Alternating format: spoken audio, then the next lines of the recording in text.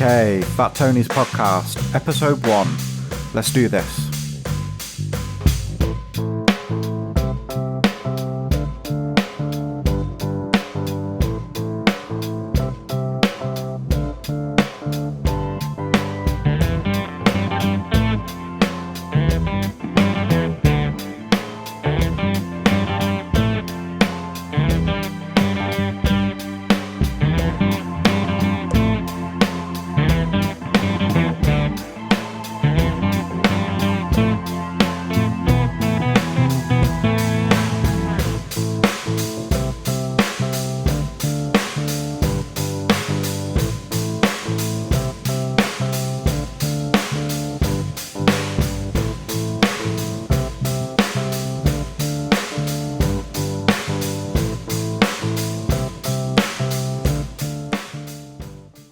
Welcome, everyone, to the inaugural episode of the Fat Tony's podcast.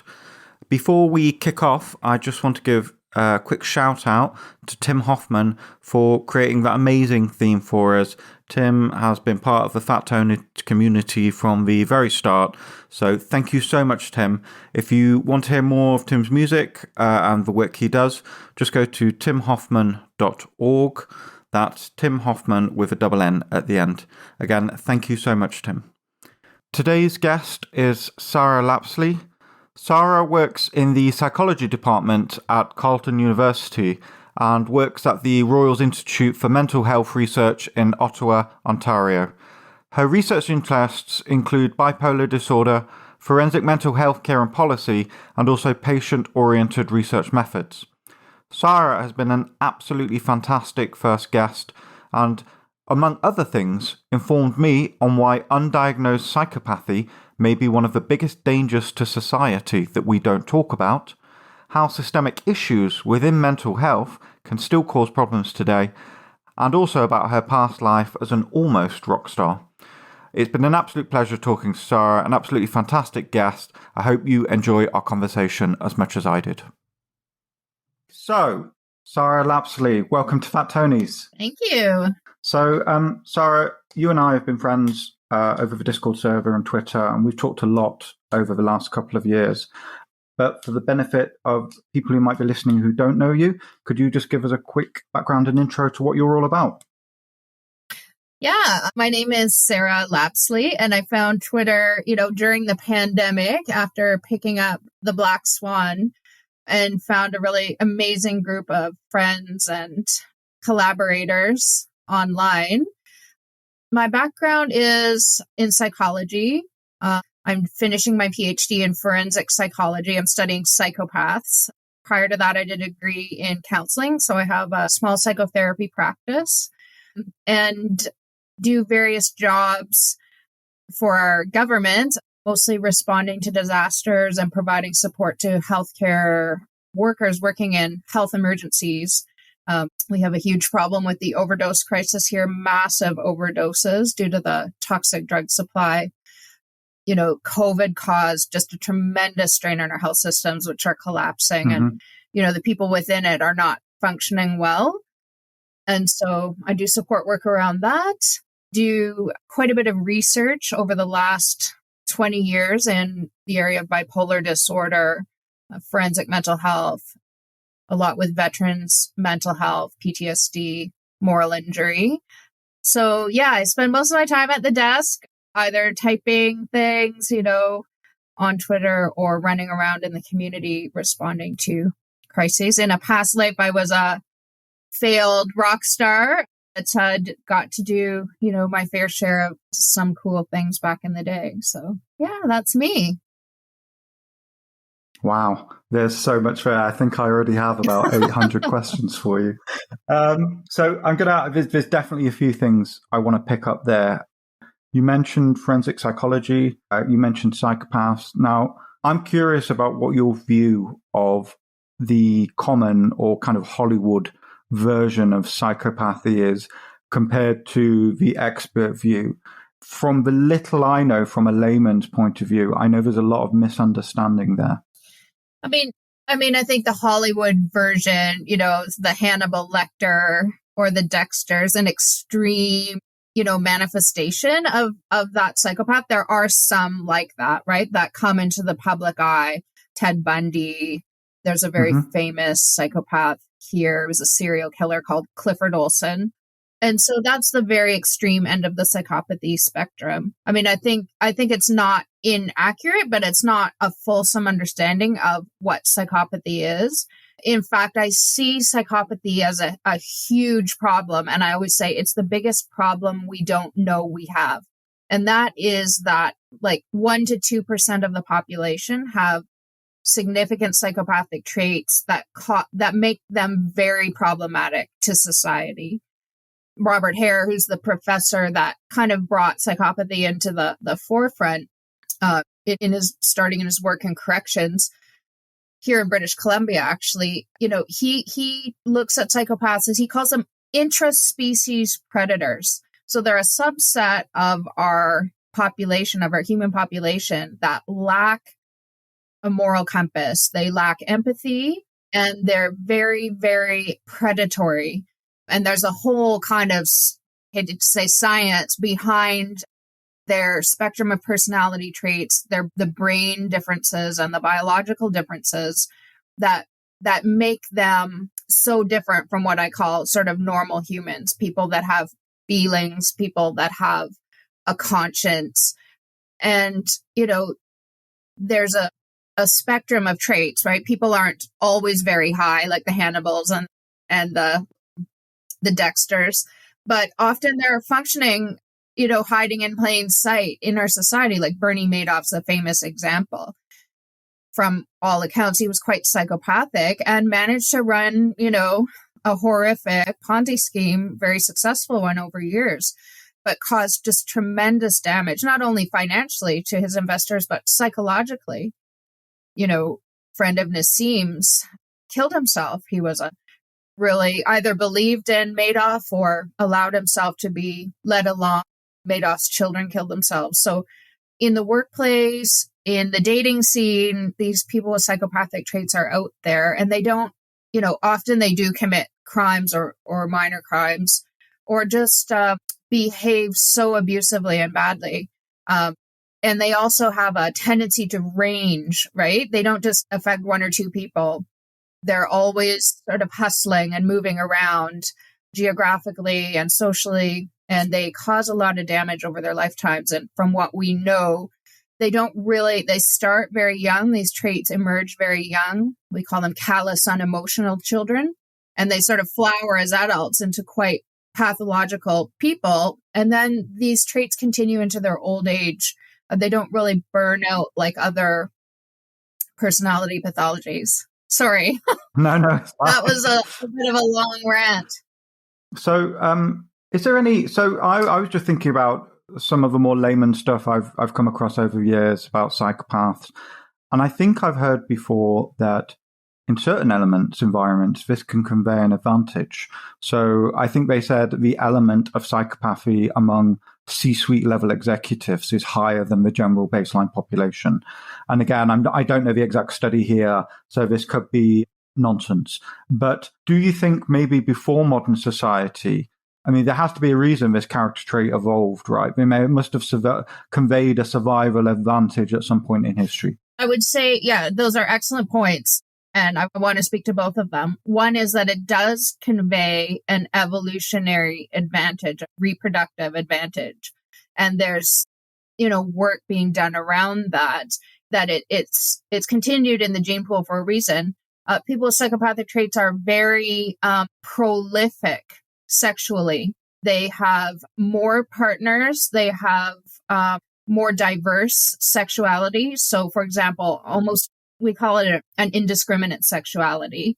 So they sleep with men and women. They don't seem to have any particular, they're promiscuous. It's a sort of an established trait. And they also have a lot of children. So they leave progeny. So these traits do, continue on. They also have, there's some studies around their level of attractiveness. So on the surface, they have a higher level of attractiveness, both in sort of verbal fluency, in the charm. And so people rate them as more desirable than they the mask comes off and they realize over time that they're dealing with someone who's, very, very different in terms of how they attach to other people and their orientation to life, and destructive. The other question about what we call successful psychopathy. This is, yes, there is people and scholars that think psychopathy confers an advantage in our society, and that's how these people end up in the C-suite and so on. And even this guy, he's a British guy, I think it's Kevin Dutton, has written a book called The Wisdom of Psychopaths. And I did a little podcast on this some time ago about, the traits that they have. Like, part of that advantage is their ability to be fearless, right? For example, right? They have very low arousal. So if I write an exam, I'll be really nervous and I might not function as well because, my nervous system's reactive. Or someone with psychopathic traits, they're fearless. They don't fear risk. They have powerful social abilities, right? To move among social stratas, charm and manipulate. And they're very, very effective at this. So some say, and it's quite, I would say, popular in Britain because of Kevin Dutton's work and some other scholars there, that, there's traits that are desirable. I'm vehemently against that idea, and I think it's dangerous and important to speak to. I don't think we should be cultivating psychopathic traits. I think this is something where I'm on the same page with Nassim Taleb about everything, but he really values compassion and empathy, and that came out during the COVID pandemic, that people lost their empathy, right, for others, became about their individual, right, or some people. So I think it's partially an intersection with our society. We don't really value compassion and empathy and enough.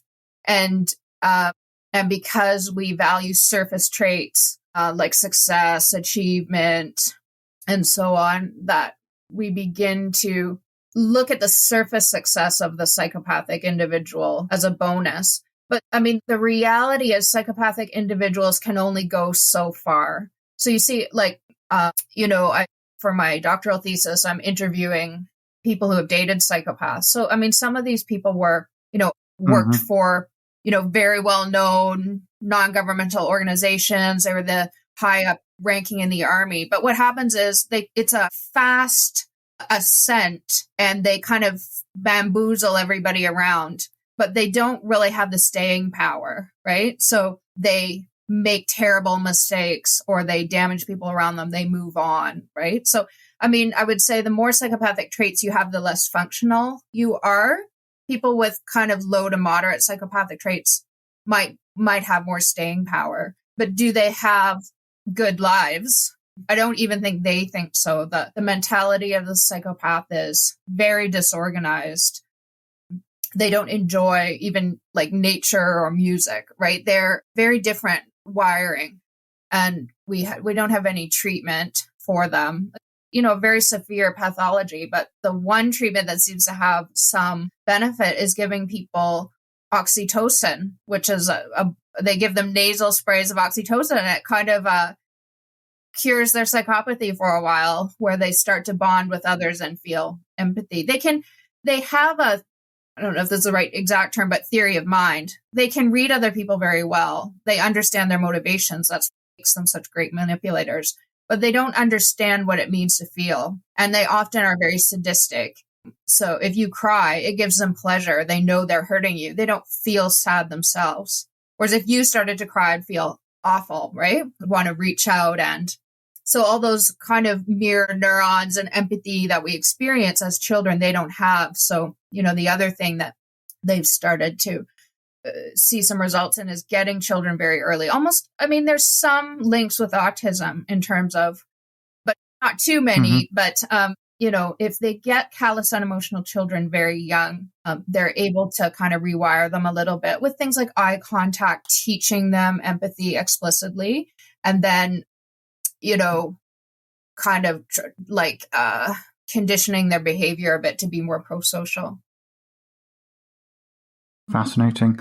I think, again, there's so much to unpack there, but I think it's really interesting what you were saying about this modern, almost Western capitalist idea, almost being preferential, self-selecting to psychopathic behavior. It's interesting. If you look back, for example, of the almost Victorian ideal of a gentleman, compassion was very, very high up there, understanding, gentleness. Whereas if you look an almost modern representation, again, this winners make their own luck mantra, survival of the fittest. I've seen Darwin misapplied or badly applied to justify so much stuff in business. And it does seem like a unique set of circumstances in which it would attract psychopathic behavior. And it's interesting, you touched, I think, upon the poor impulse control, but also the spectrum. There's this tendency to jump to the Hollywood image of a psychopath because, well, every culture needs their bogeymen, right? Whether that's, yetis or monsters, or in the modern era, maybe psychopaths. And we kind of disregard how much damage, and again, something you touched on here, but how much damage the mild to moderate psychopathic traits can be. And it's almost like there's a power law here where, yes, they're sucking energy and resource out of society, but the trail of destruction they leave behind is far, far superior, or not superior, but far greater than what they're getting from society. Yeah, that's a great analogy. I do think of it that way, in terms of they are like a fat-tailed person that you never want to encounter. If you do encounter one, try to see it quickly and get away. It's not easy, right? It's not easy in the workplace.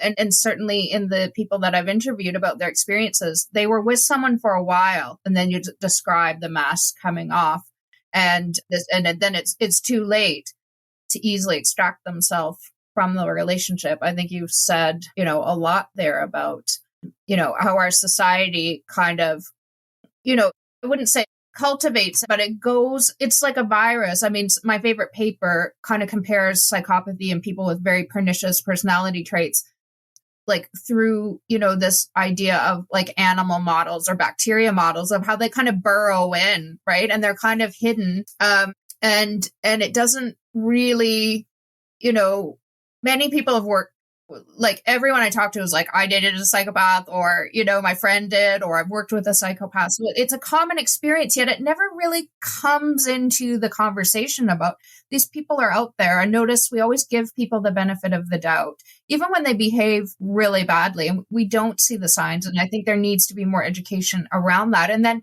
one person can't really take on a psychopath. It finally has to all come out in the wash. And, the community has to rally around. In Indigenous cultures, like this is a cross-cultural phenomenon of people with these traits.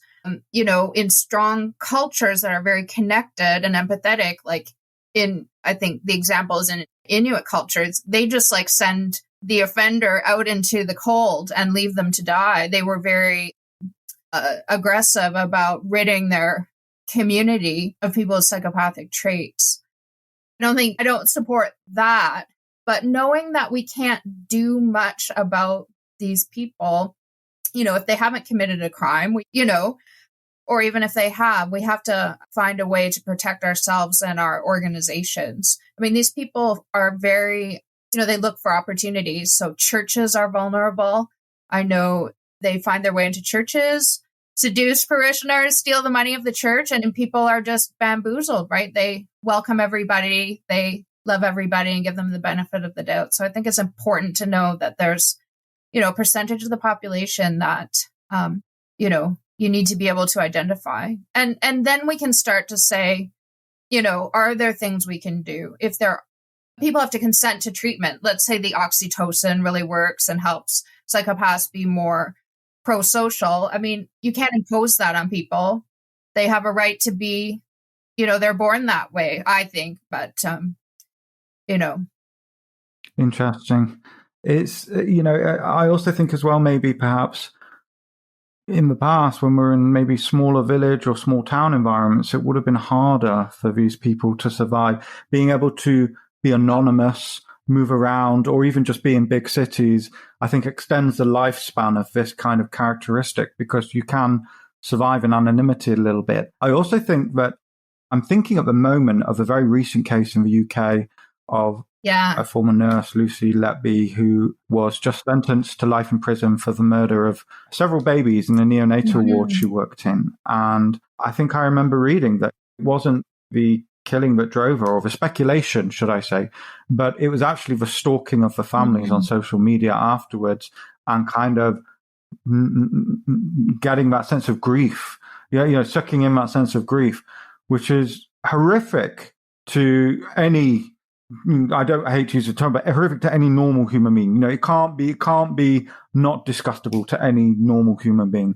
But it is fascinating. And, we do have the socialized healthcare system over here, which is a whole other topic for debate, but it does tend to be quite bureaucratic. And there is an argument that there were so many red flags raised by people about her behavior over time, but in a bureaucratic or overly bureaucratic framework, she was able to get away with it for much longer. So I do think there are certain frameworks, certain, big cities, anonymity, perhaps bureaucracy, where you can survive for longer if you have this personality type.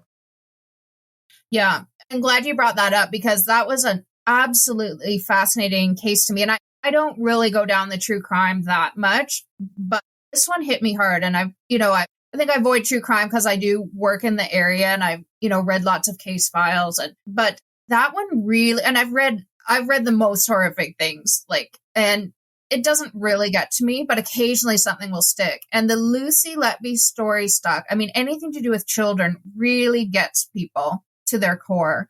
It's so horrific.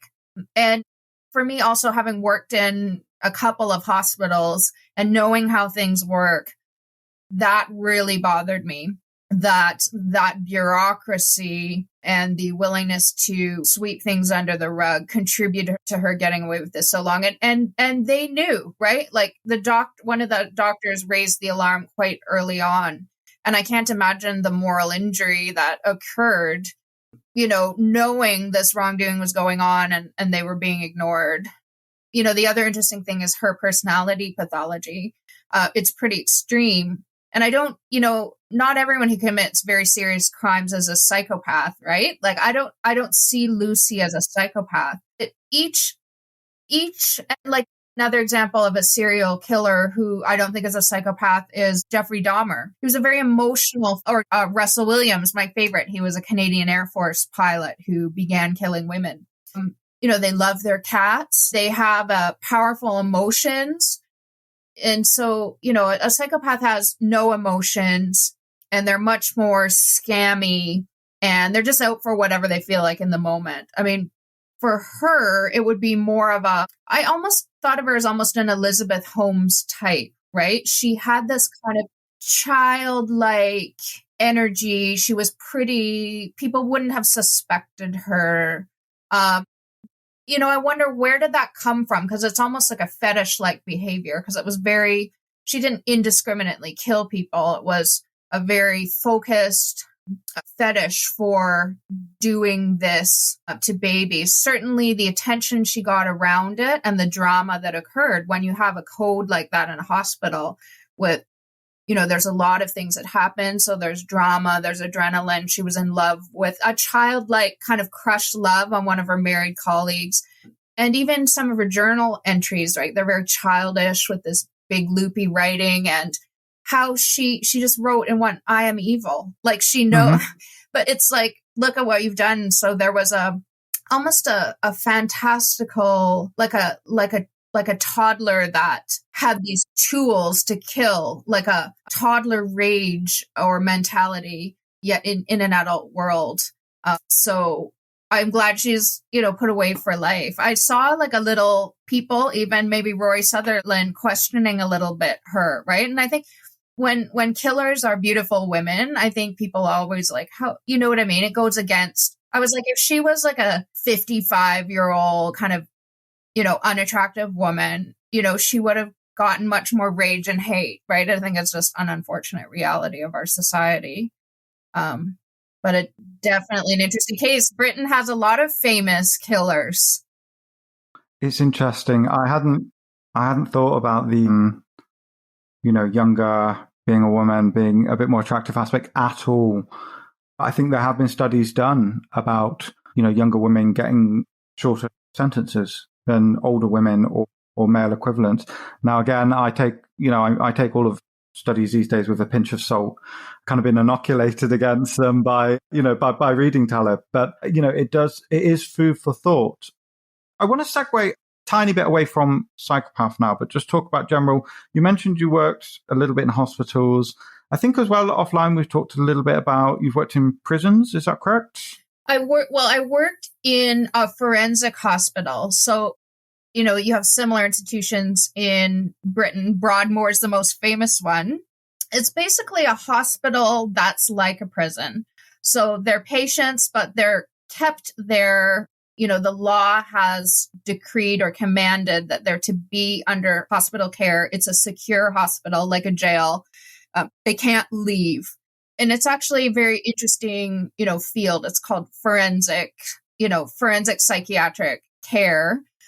And so if someone kills somebody, they can either, be found criminally responsible. They knew what they were doing was wrong and they did it anyways, so they go to jail for punishment. But if someone's found to be under the influence, I'm trying to think of the first case.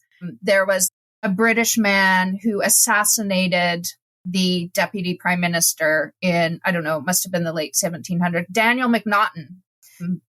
And he was found to be suffering from delusions, and he didn't know that his actions were wrong, and he was sent to hospital care. And so we still have that, not, in Canada, it's not NCR, not criminally responsible. It used to be not responsible due to insanity. And so it's a very small percentage of people who commit crimes that go to forensic care. So it was like a prison-like hospital, a lot of violence, but a lot of very serious, bizarre cases. The difference between a jail is that when you go to jail, you get a sentence. It's like, you robbed a bank, you get 5 years. And then when your sentence is going to end. And if you have good behavior, right, you might be eligible for early release. In forensics, and I think this is something that needs to be looked at because it causes tremendous problems, you're sent. They don't even call it a sentence, but you're commanded into the care of the hospital until you are deemed to be safe for release. And so what happens is people have to show progress. And it's kind of, it can be for patients. And I have fond memories of many of the patients. It can be moving goalposts. They don't really understand, many of them have significant vulnerabilities, both in their character and in their mental state and in their, what we call intelligence, different deficits, functional deficits. They don't really know. It's moving goalposts for them. They don't know what they're supposed to do. But what the doctors want to see is kind of reduced risk. And that would mean improved mental state, so less delusions. They're taking their medication. They're participating in programs. A big one is insight into their behavior. So only a very few patients are able to sort of graduate through those milestones, and they're kind of released into community in a very titrated way. Other people don't fare well in the system. They have antisocial tendencies, and they're always breaking rules and getting into trouble and brewing booze from ketchup under their bed, and they stay stuck in the system. So we have people that, I knew one guy who shoplifted, but he was very seriously mentally ill and didn't do so well in the system. And he was in there for far too long. We do a terrible job with treating severe mental illness like schizophrenia. It's interesting. You mentioned Broadmoor as I think it was the first one in the UK, and it was founded under these very almost a kind of Victorian idealism that I think then in the countryside, it's now part of London, but it was on the edge of the countryside there, a place where they could recuperate.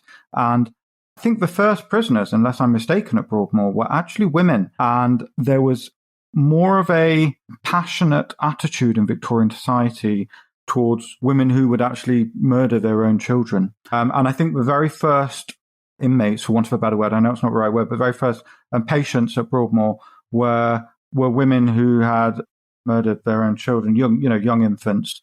And I think there's also a strong belief, and I do still believe it to this day, particularly back then, that the huge amounts of poverty were linked to that kind of mental illness. And in a way, this idealistic view was that, poverty can cause this. And there's huge amounts of poverty in Victorian London, Victorian Britain at the time. So there's a more compassionate view. And I think at the start, it was broadly, the conditions were very, very good in these kinds of places. And, there was activities, gardening, art. I think for a while they were even allowed out on almost like a day release schedule where they could go into the local town. And then over time, I think these kind of institutions developed almost a kind of a systematic dysfunction. And they certainly I think they do have ideals. And obviously the scientific medicine and theory has moved on hugely since the Victorian times. But from what you're saying, and certainly from a little I know, it does seem like there's large amounts of systemic dysfunction in these places, which almost can make things worse for certain patients. Yeah, it's interesting, you bring up sort of an idealized view, right, of what we might call the Victorian madhouse, right? And we still have some standing here in Canada. And I mean, I think you make a good point that, they were sort of catch-alls, right, for people with poverty, people with addictions, people with various kinds of disabilities, including mental illness. And we also had no treatment at all, right? Taking the waters or like getting, less cold air. There was also, much shorter lifespan and other kinds of infectious diseases. As we moved on, we had more horrific treatments like lobotomies, insulin shocks, and so on. And there was a very different view of, how people should be, and certainly a lot of, classism and sexism that was in society. I think what I can speak to directly is where I used to work at the forensic hospital. Across the road was kind of the ghost of it was called Riverview. And they had a huge Victorian madhouse and they had patients in there up until 2011. I remember when the last patients were discharged from that site. And I think it's important to remember that there were these abuses and dysfunctions. There was sexual abuse, physical abuse. People lost their rights. They disappeared into these asylums and never came out. But there was also, the doctors lived on site. There was a community there. They had a farm that provided food for the whole community. And there was, a lot of good things that came out of those institutions. But as, around this deinstitutionalization movement that happened not only in Canada, but in the UK and other Commonwealth countries, and in the States as well, we decided it's wrong to just lock people up. They're better to be in community, and we'll put them into group houses. And so we started that process. What's happened is we've sort of gone too much the other way. And, there's not enough support in society. There's different groups. Some fared better than others. But a lot of people fell into absolute misery on the streets, at least in my area, with not enough supports. And they're lonely and they worsen. So people discharged from the hospital, they're like, well, I have my friends here. I wake up every morning and we have coffee. And then they go to a lonely apartment with just a TV set. They don't have many friends because to live with mental illness is a lonely life. So I think there's got to be some kind of better response, but we haven't gotten there yet. And like I said, my father had very serious mental illness, and growing up with that was very difficult. And he had medication. He was lucky to live in that time when they had lithium. But, when he passed away, I just thought he's lived in a time where we didn't have a cure for his illness. And, we can, if you have a heart problem, of course it can kill you. But we have good treatments, right? And we have good surgeries, and it's fairly straightforward. With mental illness, it's not at all. And we're a long way from I don't even want to say a cure. I don't know if there is one, but from a treatment that people want to take, right? The treatment at this point is worse than the disease for many people. Nobody wants to take their psychiatric medication. So, we're a long way from that. And it's, it is what it is. I think it's really interesting when you hinted on community or touched upon community there and the importance of it. And I think in a, overly scientific age, that can be lost sometimes. I think again at Broadmoor, some of the earlier idealized version of it, had a newspaper that was run by the residents, and some of the patients, they were the editors and publishers and writers in the newspaper. On a less kind of extent. I too have got family members who have suffered from mental health problems, and one in particular just found enormous comfort, and I've seen it firsthand, the enormous work that comes from the church, and she's fairly religious. And that's not a support network in the form of a treatment, it's a support network in the form of community. And I think in a more secular age, we've perhaps started to lose, or maybe we lost, and we're now rediscovering the importance of that web of community that would have been there. And by moving into kind of the institutional model, slightly more centralized, slightly more scientific, we almost lost that for a while. Yeah, I think, I agree 100%. I mean, as humans, we're communal beings, right? We are deeply social beings, and a healthy community. I mean, like you, I don't even know about any studies anymore. It's also confusing, but one that talked about the biggest predictor of longevity is social support, right? And supportive relationships. And I mean, it's not only something we experience as pleasurable, but that it's deeply regulating to our nervous systems, and that supports our overall health. I think, not people with severe mental illness struggle to connect and find community, or to, obviously a lot of our mentality is about status, right? And moving up in the world as humans. I often think of us as like we're chickens, right? Pecking ourselves in the pecking order. I think community models are an important part of mental health treatment, but I could give so many stories and examples. But I think even more important is that our modern society is experiencing, for various reasons, which we could speculate on, a massive mental health crisis, and for some reason worsened in COVID. So, we have people that are not functioning well. I don't know whether it's diet, our modern kind of lifestyle, social media, over diagnosis, epigenetics, or all of the above. I mean, and I, it's controversial probably, but I think a loss of religion too is very negatively impactful on mental health.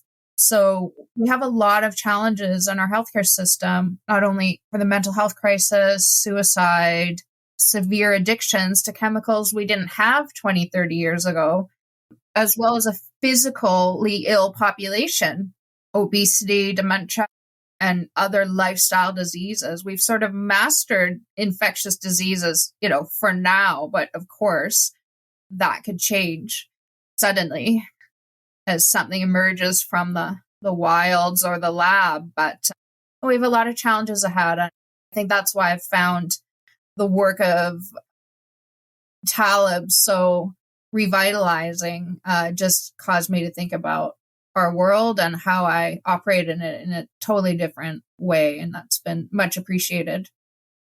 And on this kind of new frontier, this explosion of mental health, I know there's a range of different approaches and therapy, but for things like depression and anxiety, which I think are two of the biggest things that have exploded in modernity, over the last 30 to 50 years, what do you think of the comparative advantages of the kind of therapy-driven approach versus the chemical or medication? What's your thought on the effectiveness of those approaches? Well, watch me wreck my career in the next 5 minutes. I am licensed as a clinical counselor, and I do provide, therapy in groups and individually. I think it's limited. I really do. I mean, I think there's a few reasons. I mean, first of all, psychology has sort of got off on a wrong foot by this focus on the individual, right? We live in the context of community and society. And it's like, oh, you have depression. You are struggling because you're not functioning well. And if you can only function better, then you'll feel better, right? And I mean, that's true to a certain extent. I think the benefits of therapy are limited because of that individual approach, not just in how we orient ourselves to people's problems, but in terms of, you and I can have a therapy session. You might leave feeling better, but then you have to go function in the regular world, right? Without my supportive presence. So people can become dependent on the process, or it's like, oh, go get help, go get therapy. But that's not what people need. People want to feel alive. They want to have a purpose. They want to feel like they belong in a community. So our response to this mental health crisis. I mean, yes, there are times when I think people benefit from therapy when they have a devastating sudden grief, when they're badly injured, or they experience, a moral injury, which is a great topic of interest to me. But I mean, I think we need more community-based approaches and also more soulful approaches. Some of the, I posted a little meme of Freud. I don't know, it was like yesterday on Twitter because we were joking about Phallic Friday. And I just had this, insight, like our, psychotherapy has become so soulless, and it's really about we're these like amazing little universes, our consciousness are these sparkling little universes, multidimensional, and we're living in this kind of dynamic context, like, some of the CBT approaches, they started off with good intentions, and in many ways they're based on Socratic questioning and other things. So I don't know. I think your best hope is to get someone who's a good therapist, right? Who will work with you and kind of get you on track. We don't do enough education with kids about, the thing that's helped me the most. And I've had a troubled life and been dysregulated and impulsive and, bipolar in my own life. But it's the Stoics who have really helped me orient to character, virtue, what you can't control. So I think we've lost that a bit as being a good citizen and pursuing virtue and being a good human. Sorry, Sab, I told you I talked a lot, didn't I? No, I'm loving it. It's I love every response you have. Just makes me want to ask you 20 more questions, but we're limited for time, so I have to, in my mind, pick the best one of them and go from there. But I love this. It's like a tree. There are so many branches we could go off on. I think, well, we definitely have to get you back as part 2. I think at some point as a reoccurring guest. But it's interesting what you said about Stoicism, because this is anecdotal, but we're talking about the explosion in mental health crises. I've also seen an explosion of Stoicism, or, massively becoming popular again over the last, for me, I started noticing it about maybe 10 to 15 years ago, but it may have started sooner, that kind of rediscovery of those old techniques. And I think it was Alain de Botton in his book Status Anxiety talks about the architecture of communities. And again, whether religion is good or bad is, we could have a whole hour just on that. But he talks about how the landscape of cities in days past, the tallest building on the landscape in the Western world would be a church. And there would be that reminder that there's no necessarily strong connection between your worth, your goodness, and your situation in life. Nowadays, the tallest buildings are banks, corporations, skyscrapers, and that connection is what you are on this life is all you will ever be. Your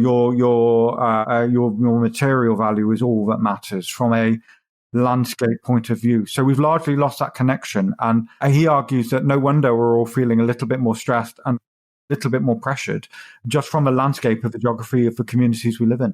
I mean, there's 2 points that come up, and I've got to check out that book. And I'm not, it's not enough time to read all the books out there. But, one is, caution. And I don't know if I've gotten this from Taleb or, it's just got me thinking about it. But, a caution against idealizing the past, right? Life was short and brutal. And yes, churches were the center of our society and everybody shared that common value. At the same time, there was a lot of abuse that happened in the church, nepotism and, bamboozling of the population, especially by the Catholic Church, which, finally infuriated people and they broke away. The other point was about the proliferation of, Stoicism and I would say other, forms of learning that with the internet, right? Suddenly these things sort of emerge. They have a life of their own. And when I read about, I think it was some of the writing, the Meditations of Marcus Aurelius, which people love to trash, and that makes me mad. But a series of events that led scholars to caretake these manuscripts over time was quite amazing. They have a life of their own and a way of reemerging. So they're Lindy in a way. But, I really believe people have a need to worship. It's a human need that's very deep within us. And if we don't worship, a god or gods, we worship other things. We worship designer bags and technology or Bitcoin or status. And so that's why I think religion is good. It's a rich, creative tapping into this clear river of, life, but not everyone agrees with me, unfortunately. But it makes me very sad to see that worship of materialism. You see it individually and collectively, but sometimes people even, when I've done it myself, worship other people instead of, something larger. But that's life, right? I don't think there's any right or wrongs in life. We're just all adventurers, right? On this boat spinning through the universe, of which we don't know very much about. I like it. Yeah, I think I'm very badly paraphrasing Nassim Taleb here, but I think one of his aphorisms mentions that the greatest thing we can rediscover from the ancients is that the highest currency has always been respect. I love that you compare Bitcoin to a religion, by the way, because there's definitely, I would say, more like a cult than a religion, although there are similarities between the two.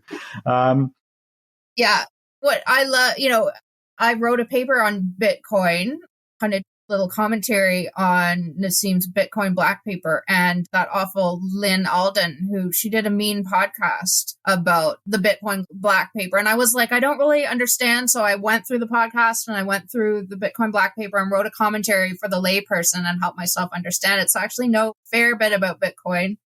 And the other thing I did was write an article about Philip Tetlock, who's a enemy of Nassim. And that was fun, but we can talk about it another time. I'm not a fan of Phil Tetlock. He's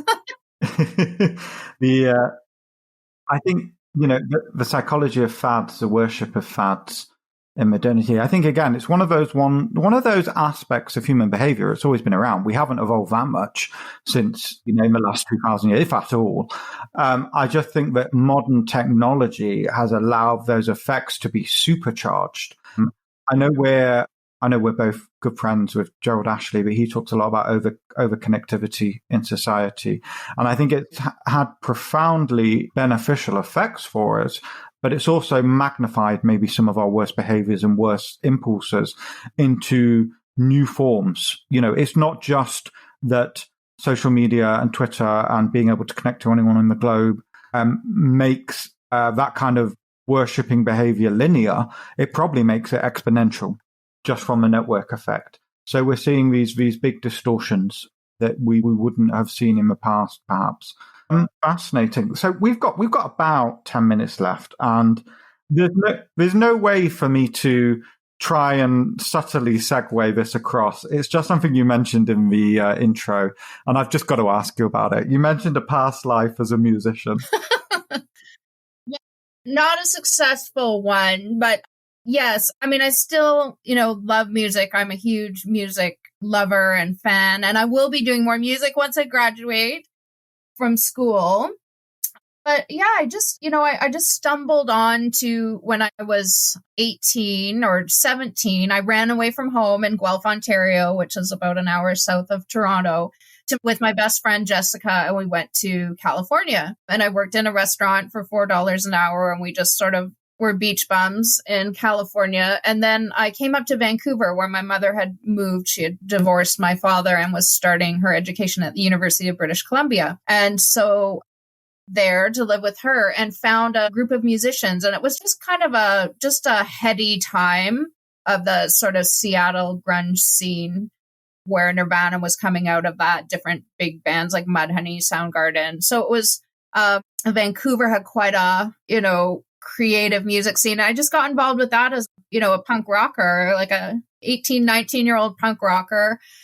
So my first band was an all-girl punk band called Crevice. We had like 6 or 7 guitar players. We toured around, down to Seattle a lot. We were just idiot kids.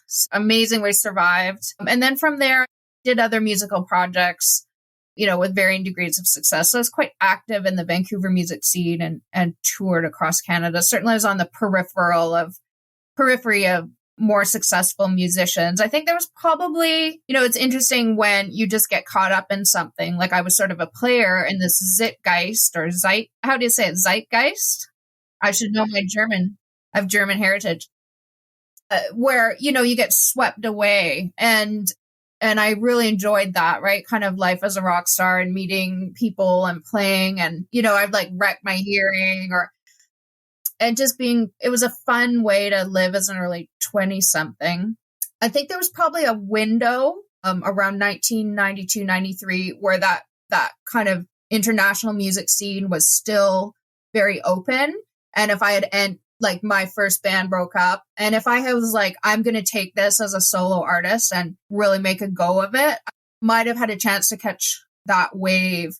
But instead I just receded. Like I like to be in the center of things with interesting people and doing interesting things, but I don't really have ambitions personally, to be a great thing, So I kind of receded. I went back to school at 22 and just studied classical music. And then, I did projects after that and had, some local kind of success. And then at a certain point in my early 30s, I just went like, this is costing me money and I'm not really that talented. And I'm just going to kind of focus on school. But some of my friends went on to really good music careers. So it's something that I think fondly of, and I'm glad. And I do have I don't want to say a talent for music, but a love of music and things to say through music. So I think I'll do more classical songs and composition, as a hobbyist, as an amateur. And I sing in a choir right now. So like the best project I ever had was with forensic patients at the forensic hospital, where we had a music program and, a couple of patients and one staff, and one of the patients had, killed his mom, and it was very redemptive for all of us. We ended up doing this, we had a rehabilitation part of the hospital. We played songs together every week, and we were really good. It was the best band that I ever had. Sometimes we'd almost like get air, like levitating. We gelled so well together. And then we did play some concerts for the other patients and once at a homeless shelter. And that was one of the most beautiful experiences of my life. I'd love to write a little play or a short story about that experience. But we'll see what happens. Personally, I would have liked to have met 19-year-old punk rocker Sara. I think that would have been. I would love to have maybe done a follow-up podcast and got the two comparisons. But that's really interesting. I think, again, there's so many questions I want to ask about this. I think it's really interesting to talk about, you love being in things, but maybe not at the top of the winner takes all. I can definitely identify with that. I've been through several phases in my life where I've been caught up in groups or environments, and it's fun to get carried away with it a little bit. There's something about feeling of being alive with it. The other thing I wanted to ask, though, is, you've got this great love for music, and you did mention it briefly, but is there any connection between what you do and music itself in regards of music therapy? Or I'd love to hear if those two worlds have crossed over in any more. I did consider studying to be a music therapist instead of just a regular talk therapist, but I never went down that road. It's hard to make a living as a music therapist. I could go back. Like I do find music very healing. There's a whole, some kind of, scientific endeavor into, the impact of music. I think on multiple levels, it's a healing modality, whether you're making it or listening to it. So it is something I want to explore more. Like I have my little tuning forks and I have a singing bowl. I had a crystal bowl for a while, but my friend's kid broke it. So, I definitely am a hippie with, I go to sound baths and, I took a Tibetan throat singing workshop. I couldn't do it. I'd never mastered the Tibetan throat singing, but yeah, there's lots to explore. I mean, I think, Talib posted this thing about a 96-year-old who was a medical doctor who had done his PhD in physics, right? And maybe he wasn't 96, but in his 90s. And I was like, yes, it gave me this spark of hope. Like, we have a limit to our lives, but maybe we can continue learning and being vital and exploring. And that's what's important to me. And we haven't talked about my other favorite topics, which is finance or natural disasters. So we'll have to come back and do those. All right. Sadly, we've come to the end. But is there anything you want to do a shout out to if people want to get hold of you or read about your stuff or see more of you further? Is there anywhere they can reach you or find you? Yes, I'm on Twitter as Nahani Financial. Nahani's area of the Northwest Territories that my great uncle used to live in. And then I came on because I wanted to do more finance stuff, and that was my moniker. Then it ended up just being me, not doing as much finance stuff. But that's the best way to reach me because I'm on all the time, too much, at Nahani Financi 1. I think I screwed up when I signed up and didn't get it right, but maybe you could put it into the commentary with the podcast, but I'm around. Well, we'll definitely put all of those, we'll put your Twitter handle, obviously, in the comments, any books you recommend. And if there's anything else you think of as well in the meantime that you want us to link to and share, we will stick that in there. But for now, Sara Lapsley, thank you so much. This has been amazing. I've really enjoyed it. I feel like we need at least another hour to go into more depth about some of these things. So we will definitely be doing a follow-up in the future. But thank you so much. Thank you. I knew you're such a wonderful host and conversationalist. I've always loved your Q&As and the stuff you do with Jack, and look forward to talking to you more on the podcast and in person. Awesome. Well, I think as the young'uns say these days, I'll see you out there on the socials. But Sara Lapsley, thank you again. Thank you so much once again. It's been fantastic, guest.